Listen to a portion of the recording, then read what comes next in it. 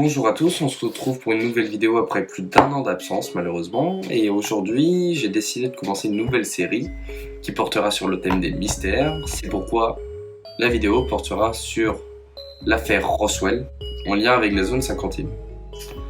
La zone 51, c'est sûrement l'un des mystères qui a le plus fasciné le monde dans les dernières décennies. Cette base militaire américaine dite secrète, située dans le Nevada, a été à l'origine de la plus grande conspiration extraterrestre de tous les temps. Et tout a commencé lorsqu'un objet volant non identifié s'est crashé dans la petite ville de Roswell au Nouveau-Mexique.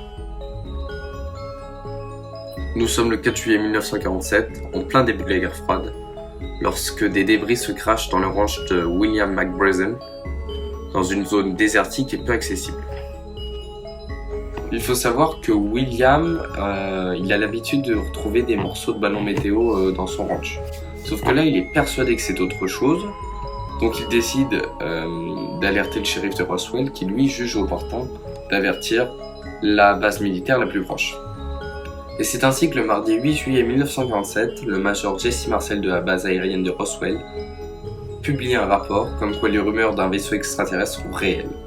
La presse s'enflamme et les débris sont alors tout de suite emmenés dans la base militaire de Fort Worth, au Texas. Et c'est alors que le général Roger Ramey décide de publier un deuxième rapport comme quoi il s'agissait en fait d'un ballon-son. C'est-à-dire complètement autre chose que ce que pensent les rumeurs et ce qu'a dit le major Jesse Marcel. L'affaire tombe dans l'oubli, plus personne n'en parle. Pourtant, on a toujours Jesse Marcel qui continue de dire qu'il s'agissait en fait d'un ovni extraterrestre, favorisant ainsi l'essor de théories du complot, comme quoi des aliens seraient venus sur Terre et que leur corps aurait été transporté dans la zone 51 afin d'être étudié. La conspiration s'intensifie et c'est ainsi que de nombreux livres à sensation sont publiés qui permettent là encore l'essor des complots en propageant de fausses informations. Par exemple, on a le cas du film de Ray Santilli, un producteur londonien, qui prétend posséder la vidéo de l'autopsie d'un alien de Roswell. Et c'est ainsi que le 23 octobre 1995, la France partage ce film dans la rubrique L'Odyssée de l'étrange, autrefois animée par Jacques Pradel. Et cet extrait sera vendu à plus de 27 pays pour un total de 30 millions de francs. Sauf qu'en 2005, Ray Santilli, qui reconnaît que cette autopsie était complètement bidon, complètement truquée. Malgré tout, le doute plane toujours sur la zone 51, sur l'affaire Roswell. La zone 51, elle est mystérieusement bien cachée, elle est hautement défendue. C'est une zone qui est ultra protégée, on a très peu d'informations à son sujet qui circulent. Et cette zone protégée est accusée d'entreposer du matériel extraterrestre ou même d'avoir des réunions avec des aliens. Ça fait partie des théories du complot qu'on peut trouver. Dans la nuit du 3 au 4 juillet 1947, un gros bruit s'était fait entendre à des kilomètres à la ronde pendant l'orage. Et le lendemain, William Brazel retrouvait des débris dans son ranch. Et ce bruit, selon des témoins, c'était un bruit d'explosion.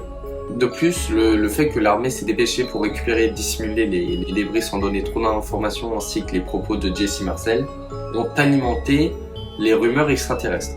On recense plus de 800 témoignages de l'apparition d'un ovni ce jour-là. C'est alors que des ufologues, c'est-à-dire des gens spécialisés dans les ovnis, vont commencer à élaborer des théories dont l'une d'elles, je pense que c'est la plus folle que j'ai lue, dont l'une d'elles affirme comme quoi les pyramides d'Égypte seraient en fait une piste d'atterrissage pour les vaisseaux extraterrestres et qu'elles auraient été construites par des aliens. Mais dans toutes ces théories, on a toujours un point commun, c'est qu'on n'a jamais de vraies preuves, mais seulement des rumeurs.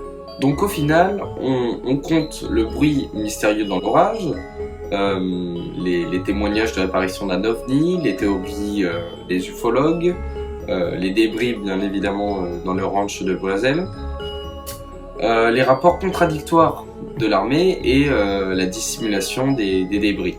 Donc tout ça rend l'affaire un peu louche et fait de l'affaire Roswell un vrai mystère. De plus, on a toujours cette fameuse zone 51 qui ne donne toujours aucune information et qui est soupçonné du coup de cacher des éléments extraterrestres et même des corps d'aliens. L'affaire Roswell continue de s'intensifier après la publication d'un livre de Roswell Incident écrit par Berlitz et Moore, qui a relancé le mythe autour de l'affaire. Le Congrès et le gouvernement américain obligent donc à l'armée de rédiger un démenti sérieux pour répondre aux rumeurs. Et c'est alors qu'on va apprendre que l'armée a menti en 1947. Il ne s'agissait ni d'un ballon météo ni d'une soucoupe volante, mais d'un ballon-sonde d'espionnage venant du projet Mogul, un projet américain ultra confidentiel qui consistait à envoyer des ballons-sondes afin d'espionner l'URSS et savoir s'il maîtrisait ou pas l'arme nucléaire. Car oui, rappelez-vous, on est en pleine guerre froide et l'espionnage entre l'URSS et les États-Unis est très fréquent. Un deuxième rapport américain, publié en 1997, soit 2 ans après le premier, explique la rumeur de cadavres d'aliens. Et ces derniers en fait étaient des mannequins anthropomorphiques parachutés lors de programmes militaires. La soucoupe volante de Roswell n'était donc qu'un engin d'espionnage américain, expliquant ainsi pourquoi l'armée s'est dépêchée de récupérer, de dissimuler les débris. Je pense que c'est tout pour l'affaire Roswell. On pourrait faire une vidéo de 25 minutes, mais c'est pas le but. Je pense que je ferai une vidéo plus en détail sur la zone 51 parce qu'il y a beaucoup d'autres choses à dire dessus. C'était tout pour aujourd'hui, on se retrouve dans une prochaine vidéo qui, je l'espère, arrivera bien plus vite. Si cette vidéo vous a plu, n'hésitez pas à le dire dans les commentaires, lâchez un pouce bleu, mettez-moi d'autres idées de mystères qui vous plaît dans les commentaires, je les étudierai. Et sur ce, je vous dis à bientôt. C'était Ça m'en fout, à la prochaine.